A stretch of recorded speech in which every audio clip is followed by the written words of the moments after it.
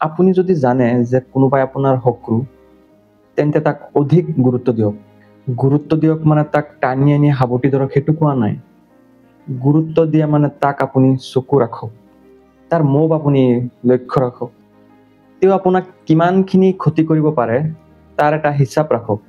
আপোনসকলক আপুনি সদায় গুৰুত্ব নিদিলেও চলে, কাৰণ তেওঁলোক আপোনাক এৰি থৈ নাযায়। কিন্তু শত্ৰুক যদি আপুনি লক্ষ্য নাৰাখে, গুৰুত্ব নিদিয়ে, তাৰ প্ৰত্যেকটো মুভমেণ্ট যদি আপুনি হিচাপ নাৰাখে, তেতিয়া তেওঁ কোন ফাঁকত আহি আপোনাৰ বুকুত ৱাৰ কৰি গুচি যাব আপুনি গমেই নাপাব। কথা এটা আছে নহয় যে এটা অচেতন মানুহ আৰু মৃত্যু মানুহৰ মাজত কোনো পাৰ্থক্য নাই।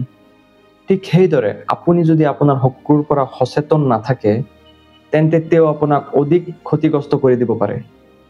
শত্ৰুৰ ক্ষেত্ৰত গুৰুত্ব দিয়ক, তাৰ সম্পৰ্কে জানক আৰু তাৰ প্ৰত্যেকটো মুভমেণ্ট লক্ষ্য ৰাখক।